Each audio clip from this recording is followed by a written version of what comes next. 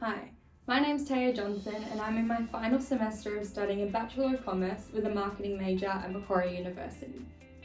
During my time at Macquarie, I've had the opportunity to study over 20 different units. This means a whole lot of content being absorbed into my brain, but throughout every single unit that I've studied, there's been one topic in particular which has been emphasised across all units. In fact, it's often the very first topic we even explore in the units. Yes, you guessed it. This essential topic, which you are very aware of, is the topic of ethics. For those of you who don't know, ethics is the moral principles that govern a person's behaviour or the conducting of an activity.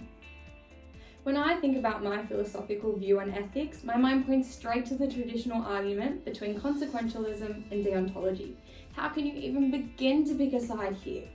Okay, let's look at the classic trolley cart example. You're standing on some train tracks, don't ask me why, but you just are. In the distance, you spot a runaway trolley speeding towards 5 workers who cannot hear or see it coming. Even if they do spot it, they won't be able to move fast enough.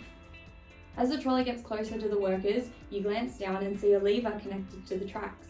You notice that if you pull the lever, the trolley will be diverted down a second set of tracks away from the 5 workers. One problem. Down this second track, there is one worker just as oblivious as the rest of them. So, would you pull the lever, which would lead to 1 death, but you save 5? This example gets us to think about the consequences of an action and consider whether its moral value is determined entirely by the outcome. This being the consequentialist view. Okay. So you might agree that as a consequence of an action, you were better off killing 1 person rather than 5. Now consider this. Imagine you are standing on the bridge above the tracks. You can see the trolley heading towards the 5 workers, but there's no lever this time. Instead, there is a large man standing next to you on the bridge. You know for a fact that his bulk would stop the trolley in its tracks. So, would you push the man onto the tracks, sacrificing him in order to stop the trolley and save 5 others? I don't think so. Well, I certainly wouldn't anyway. See, this is what I mean. For ethical theories, I believe the way in which I choose to act is extremely circumstantial. Now let's look at deontology. This is the view that the certain actions are simply right or wrong. A wrong action being lying, for example. Now yes, I do agree with deontology and believe that some things are just not right to do. But again, this is so circumstantial. Although these 2 points of view send me spiraling when thinking which ethical view I hold, when looking at it in the eyes of my future marketing career, I do believe in deontology.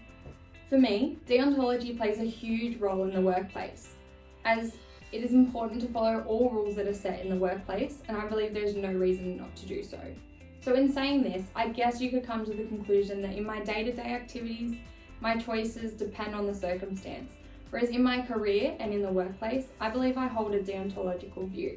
As a future marketer, I'll ensure that my actions as a whole will always be ethical, and I will aim to work for a company who shares the same ethical philosophy that I do.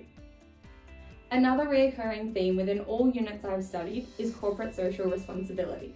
Corporate social responsibility is the degree of responsibility that organisations have, not only for the economic consequences of their actions, but also for the social and environmental implications. One recent example of organisations acting in a socially responsible way, which stood out to consumers, is the brands which donated 100% of their profits from sales to organisations which helped during the January Australian bushfires. This was a great way for brands to show that they care and is an effective practice which I'll remember for my own marketing career.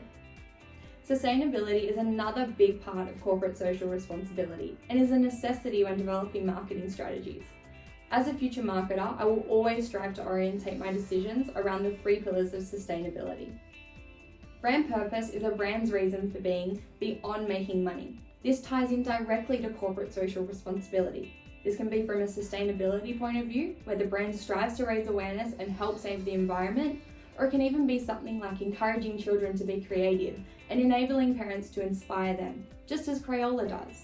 I refuse to work for a brand which does not hold a purpose other than making money. This to me is boring.